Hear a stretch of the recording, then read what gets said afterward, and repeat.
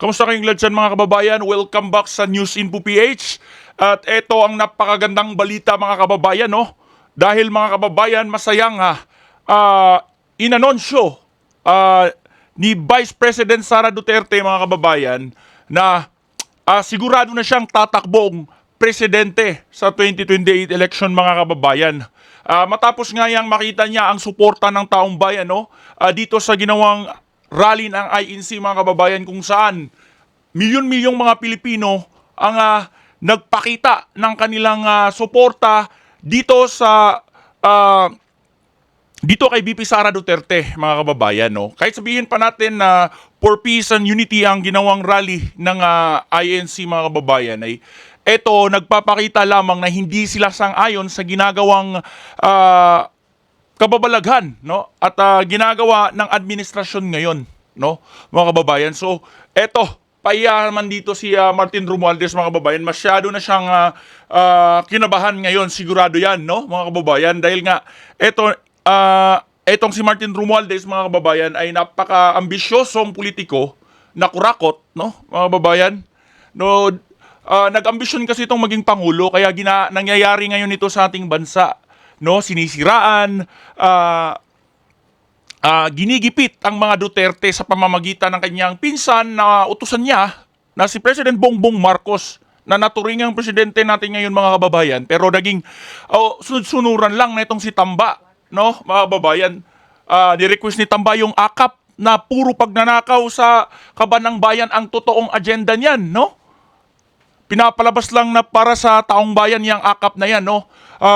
Dapat talagang matapos na itong panggagago at pangungurap nila sa ating gobyerno mga kababayan. So ito, kung tatakbo si VP Sara sa pagka-presidente sa 2028 election, panigurado mga kababayan, ay ito, ulong ang aabutin nitong si Tamba at nitong mga kasamahan niya mga kababayan, na mga kurap na politiko.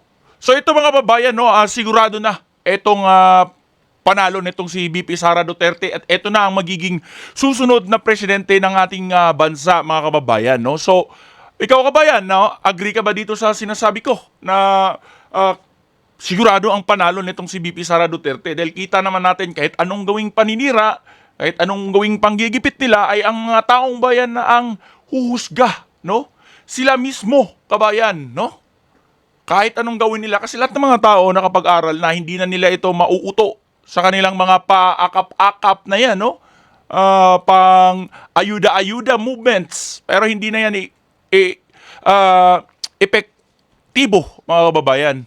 Ito, panoorin natin itong reaction ni Banat Bay patungkol dito, mga kababayan, no? At dito nga sa impeachment na isinampalaban kay VP Sara Duterte, na siguradong wala nang silbi at ititigil na to mga kababayan, dahil ilang mga kongresista ay naputulan ng bayag, no? Natanggalan ng bayag mga kababayan nung nakita kung gaano kalakas ang puwersa ng Iglesia ni Cristo na nagpapakita ng pagtutol sa kanilang ginagawang panggigipit at pagpapa-impeach kay VP Sara Duterte. Ayun, mga kababayan, parang asong na tahol ng tahol, tapos nung nakita na marami palang taga-suporta yung tinahulan niya, nagtakbuhan, no? Nag-atrasan mga kababayan. Ito mga kababayan, panoorin natin itong reaksyon ni Banat Bay. Pero bago ang lahat, sa mga bago pa lang, no, huwag kalimutan na mag-subscribe, dahil araw-araw tayo nag-update ng maiinit na videos patungkol dito sa pangyayari sa ating bansa mga kababayan. At sa mga lahat ng mga supporters natin dyan, na subscribers, paki-comment naman kung taga saan ka, para alam natin kung saan nakaabot itong video na to. So yun mga kababayan, sabay-sabay nating panoorin ito. Magandang araw sa inyo mga banateros. Ako po si Banat Bay, at ito na nga pag-usapan natin, tila umatras na talaga ho sa laban. Umatras na, syempre, natakot sa ginawang ng INC. Sa milyon-bilyon man naman ang lumahok sa rally na sinigawa ng INC mga babayan, no? Hindi pa nagsali or hindi pa sumali doon ang ibang mga supporters ng ng Vice Presidente natin na si VP Sara Duterte. Itong si Romualdez. Mukhang nabahagang buntot sa nangyaring peace rally ng INC. At naku po, meron tayong balita. Mamaya ibabalita natin yan bandang dulo. Ha? Abangan nyo. Panoorin nyo po hanggang dulo. Ito hong balita na kung saan ay sigurado nang tatakbo si VP Sara Duterte. Ito, ang good news. Napaka-good news yan, mga kababayan. No? Sigurado na. Nung una, alam naman natin mga kababayan, dahil sa nangyayari ay parang nagdadalawang isip na itong si VP Sara. Dahil nga dito sa nangyayari ngayon. Pero nung nakita niya na grabe ang suporta ng taong bayan dito kay Vice President Sara Duterte. At yun, mga kababayan, nabigyan siya ng lakas ng loob, no, na labanan etong mga panggigipit ng mga Marcoses, no? Eto, napakatindi mga babayan, no?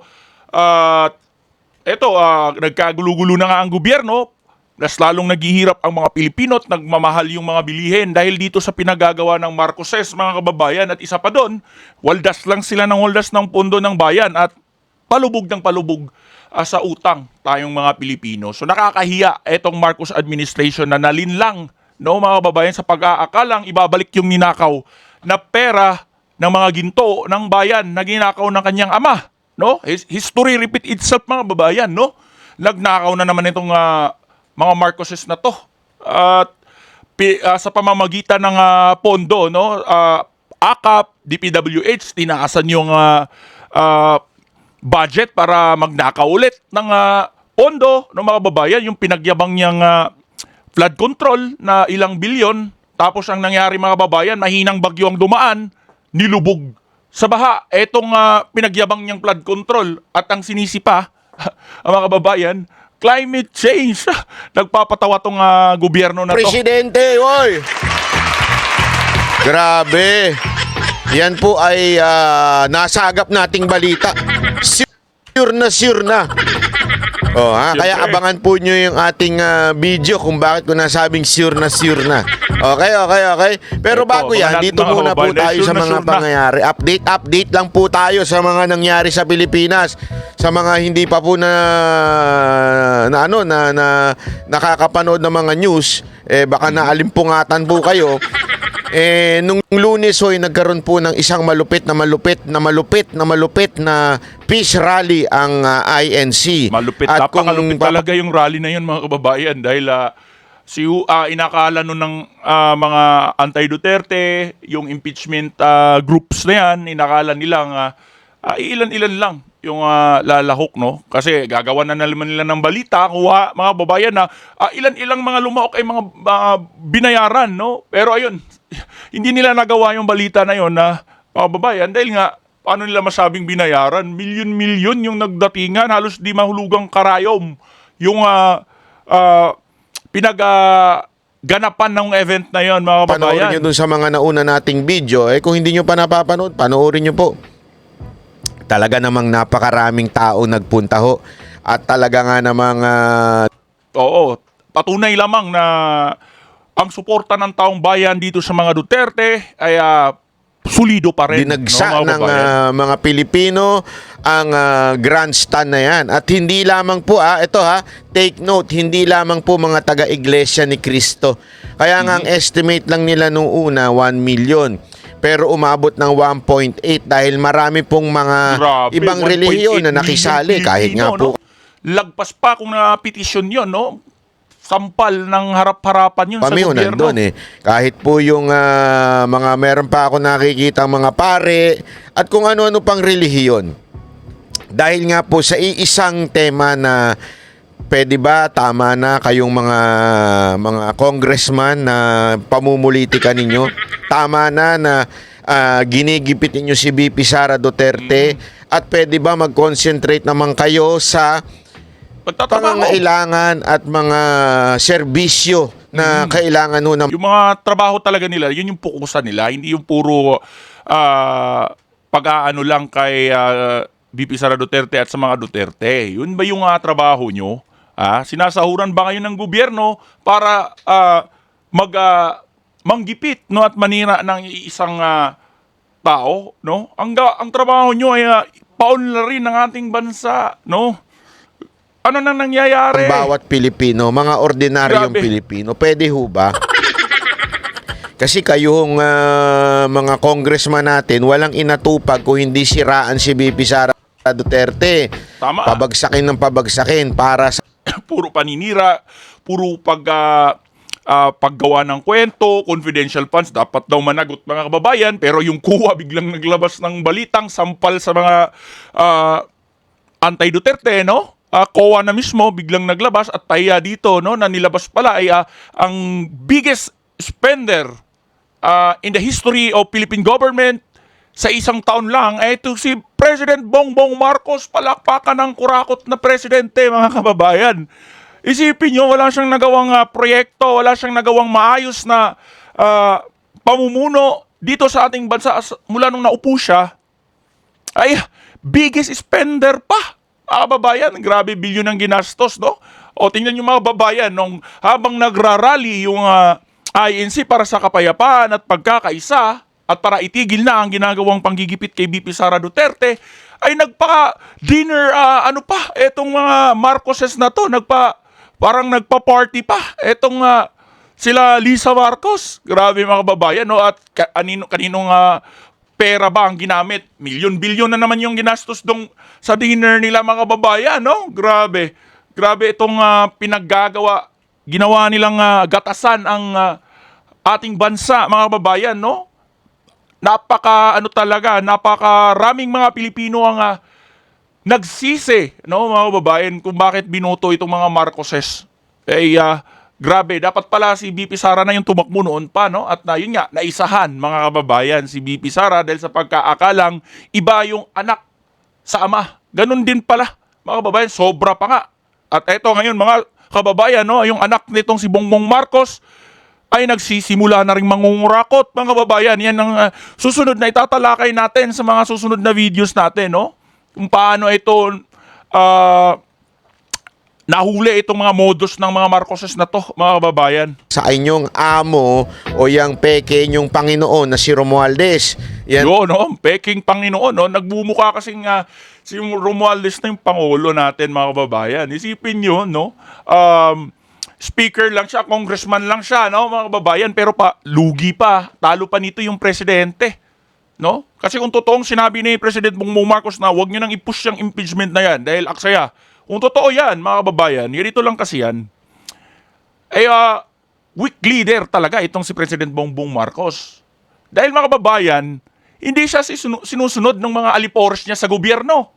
Hindi siya sinusunod ng mga pulpul na congressman, no? Ang sinusunod ay si Tamba, mga kababayan, no? Sinampahan talaga nila ng impeachment para lang panggulo kahit wala namang matibay na basihan, no, mga kababayan. At eto pa, mga kababayan, dalawang senaryo yan. Sabihin na natin hindi siya weak leader. Ngayon, bakit nga mo napurso yung impeachment na sinampa nila? Dahil ito lang, isa lang ang sinasabi, no, na binulgar ito ni Trillanes, mga kababayan, no? Na ang totoo pala talagang mastermind ay itong si President Bongbong Marcos at pinapalabas lang nila na walang kinalaman at against dito si President Bongbong Marcos sa impeachment na yan. Pero ang totoo ay siya pala yung nasa likod nito, sila Tamba, mga kababayan. Nangyayari sa bayan natin. Kaya alam mo, dugo talaga. Kaya hindi umuunlad tong bayan na to. Kaya hindi umaasenso. Ang dami yung problema. Tama. Ang daming dapat Kaya hindi ayusin umuunlad na mga batas sa kamera. Alam mo, ito. Recently lang. Ito lang kakabalita lang ho, nakita ko. 'Di ba na ang daming pinag-aaksayahan ng oras ng kamera para sa Tama. pamumulitika, para sa paninira kay BP Oras, Sara hindi lang oras, Duterte. pondo, Pero pati alam niyo pondo. ba na meron tayong problema sa doon sa motorcycle riding tandem, hindi riding tandem. Yung riding taxi. Alam naman natin, tinataksi-taksi natin yung motorsiklo sa Pilipinas. Alam nyo ba na pilot study pa rin po yan hanggang ngayon? Sa madaling salita po, pinag-aaralan pa. Pero ang problema, nag-expire na yung pilot study nila. So, kailangan na ng batas or else, magiging illegal na yung riding taxi na yan, yung motorcycle taxi, magiging illegal na yan kasi nga wala hong batas. Ayan, anak ng tutsang kalabaw. BC. Wrong number. BC ho ang kamera. Wala akong pakialam. Kasi alam mo ito mga kababayan, ako, maybe I am... Wala talaga silang pakialam dyan mga kababayan, no? Kasi nga, sino ba naman yung mga congressman na yan, no? Background check tayo. Franz Castro, NPA, mga kababayan, no? Wanted pa, no? Sa kanyang iba't ibang mga kaso, no? Paduano, Raul Manuel, kung sino-sino pa dyan na panggulo lamang sa ating gobyerno, mga kababayan. Yung mga dating NPA na nagrarally, tinutugis ng ating gobyerno, sinakripisyo ng buhay ng maraming sundalot, mga pulis, para sa mga NPA na to, NPA leader, yung mga yan, ay ngayon mga kababayan, nakakahiya, nakaupo na. May mga posisyon na sa kamara. At ang ginagawa ay panggugulo sa gobyerno, sa sistema ng gobyerno, mga kababayan, no? Nakakahiya talaga. Dapat malinis yung mga yan, especially dyan sa kamara. Dinadaan kasi nila sa mga party list, mga babayan. Tuwing eleksyon, propaganda nila, mga babayan, na para sa bayan, para sa taong bayan, para sa mahihirap. Pero anong nangyayari, mga babayan? No? Pagka nakaupo, ay puro na pag-aaksaya ng pondo at panggugulo sa gobyerno ang nangyayari. Instead na gawin nila yung kanilang trabaho. Medyo marami sa atin na alam naman natin yan, lalo na pag kayo ay nasa karsada paragi, marami talagang kamote na rider. Aminado naman tayo dyan. Pero gayon pa man, hindi naman na solusyon itanggalin sila. Ang solusyon yan, ayusin. 'Di ba? Kausapin, disiplinahin, pagandahin ng batas para humadisiplina. Kasi alam nyo, hindi ako naniniwala na forever na lang tayong kamote. 'Di ba? Kasi Tama. kaya naman natin sa ibang bansa eh. Yung mga OFW nagmamaneho sa ibang bansa, hindi naman sila kamote ah. Ano pinagkaiba dun? Pareho lang naman Pilipino. Kasi nga, maraming dahilan. Una, yung batas. 'Di ba? Alam naman natin, ang baba ng penalty sa atin. Pangalawa, kung meron mang batas, hindi naman ma-implementa na maayos. Di ba ho? So, kailangan talagang maraming ayusin ng ating mga mambabatas. Kasi parte ho ng trabaho ng mga mambabatas. Okay? Hindi lamang po gumawa ng batas. To make sure that the law na ginawa nila ay nai-implement. Kaya nga ho sila merong parang oversee power sa mga departamento o meron pwede ho nilang ipatawag para alamin, natutupad nyo ba yung batas na ginawa namin o hindi? Importante ho yan. Kaya lang paulit-ulit natin sinasabi, wala sa oras nila yan. Wala sa agenda nila yan. Kasi nga, wala sa agenda talaga nila yan, mga kababayan. Dahil hindi naman paglilingkod sa bayan yung objectives ng mga yan, mga kababayan, no? Ang objectives niyan, mga NPA yan no? Guluhin ang sistema ng ating gobyerno. At yan, mga bayad kasi yan, syempre, pag nabayaran sila, mga kababayan, pinutumbok nila yan dahil yan talaga yung gusto nilang mangyari. Kaya ngayon, bayad sila ni Tamba at puro paninira ang ginagawa at panggigipit sa mga Duterte, no? Mga kababayan. So, wala talagang maayos na mangyayari dito sa ating bansa dahil sa mga pulpul na politikong mga yan, no? So dapat talaga masipa na yung mga yan sa pwesto at wag nang magkaroon ng posisyon yan, ikulong na agad yung mga yan, no? Para mga babayan. Pero nga hindi uusad na yan, no? Nag-atrasa na etong mga ilang kongresista nung makita ang lakas ng INC. Kasi yung ginawa ng INC, mga babayan, no? Hindi lang naman basta-basta rally yun eh. Ang ginawa ng INC, mga kababayan, yung rally na yun ay isang pag-aano lang, mga kababayan, no?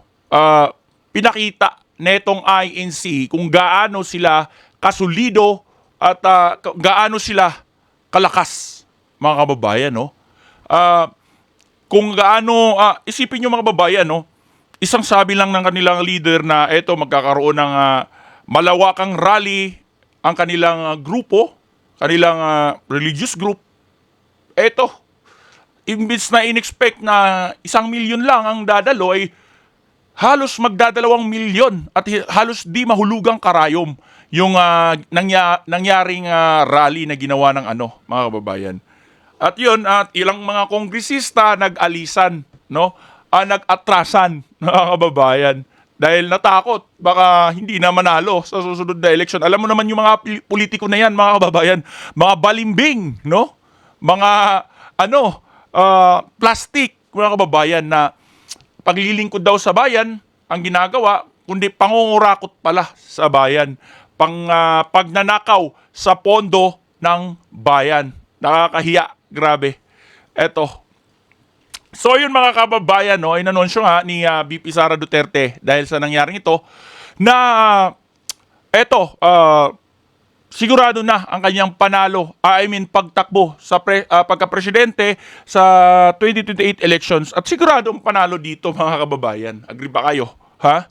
Eto, panoorin natin ito mga kababayan, no? Duterte kung tatakbong Pangulo sa 2028. Sa ulat ng Philippine Star, sinabi raw ito ni Duterte sa isang meet and greet sa Japan kasama ang mga OFW. Hindi na umano dapat magpatuloy ang kasalukuyang nangyayari sa bansa ayon sa bise. Tama, Ilan ang hindi bago na dapat na ang magpatuloy ihip yung ng hangin tungkol nangyayari. sa plano ni VP Sara sa susunod na eleksyon. Noong mga nakaraang buwan kasi, sinabi niyang sa 2026 pa siya magdidesisyon kung tatakbong Pangulo sa 2028. Ayon sa Office of the Vice President, nagpunta sa Japan nitong weekend si VP Sara para sa isang private trip. Ayun mga kababayan, napakagandang balita nga yan mga kababayan. So ayun mga kababayan, magkakaroon na naman ng pag-asa ang mga Pilipino, no? Gandang balita ito mga kababayan, no? Ito sa mga Pilipino. Dahil nga nung naupo itong si President Bongbong Marcos ay tila na sayang yung pinaghirapan ni President Duterte, mga kababayan, dahil pinabalik lang nung naupo natin itong si Marcos ay nakupo na turingang bangag na ayon kay Maharlika, hindi tayo nagsabi, no? At kalat ito sa balita na nabangag nga at may lumabas nga na video na sumisinghot itong si President Bongbong Marcos ng cocaine, mga kababayan, no? At yun, tinanggi naman ito ng mga alagad niya. Siyempre, kung sasabihin nilang si President Bongbong Marcos yan, ay mawawalan sila sa posisyon nila, no? Kaya sinabing, edited lang daw yung video. So, malay natin mga kababayan, Pilipino lang naman yung maghuhusga, taong bayan maghuhusga. Kung maniniwala sila sa edited ba yun or totoo. Basta ang mahalaga mga kababayan, ang nangyayari ngayon ay hindi katanggap-tanggap, no? Halos bumagsak na ulit ang ating bansa dahil sa mga pangyayaring ito. Unang-una, wala na sa focus itong mga politikong ito sa kanilang totoong trabaho dapat na paunlarin ng bansa. Ang ginawa nila ay puro paninira, political persecution, no? At ayun, nagbalikan pa yung illegal na droga. No, mga kababayan, kalat na kung noon, nung unang mga taon, no, nung wala pang Duterte, ay may nangahuhuli, pero mga maliit lang, mga kababayan, mga 100, 500 pesos na halaga, ay nung si President Duterte na nag-alisan, no? Buong termino ni President Duterte halos nawala na at napaka-safe ng Pilipinas. Pero nung maupo itong si President Bongbong Marcos ay dinenounce itong achievement ni President Duterte at sinabing mas safe daw dito sa administrasyon ng Marcos, no? Baka mas safe dun sa mga durugista, mga kababayan, hindi sa taong bayan, hindi sa majority ng mga Pilipino, no? Baka mas safe mga kababayan dahil nga nanumbalik yung mga droga, no? At kung mga nahuhuli mga kababayan ay milyon na ang halaga, hindi na mga pesos 500 pesos lang or mga 100 pesos, milyon na ang halaga sa lahat ng mga nahuhuli nila. So grabe mga kababayan ang panumbalik. At eto, panggigipit pa nila kay President Duterte at kay VP Sara Duterte, no? Grabe sukdulan at itong pag-aambisyon ni Tamba, mga kababayan, na magkaroon ng posisyon, no? Hindi ka nga manalo-nalo siguro kung tatakbo ang senador, presidente pa kaya. Pero anyways, mga kababayan, hindi naman bulag ang tao, mga Pilipino, so alam na nila kung sinong iboboto. At sigurado na ang panalo nitong si VP Sara Duterte, mga kababayan. Ayun lang mga kababayan, anong maidagdag mo sa aking reaksyon at sa balita natin ngayon na good news para sa lahat ng mga naniniwala sa mga Duterte, no? I-comment mo yung reaction dito kabayan sa comment section below at huwag mo kalimutan na i-share ang video na ito para mapanood ng maraming mga Pilipino. At maraming salamat kabayan. Hanggang sa susunod natin na video, mag-ingat kayo lagi.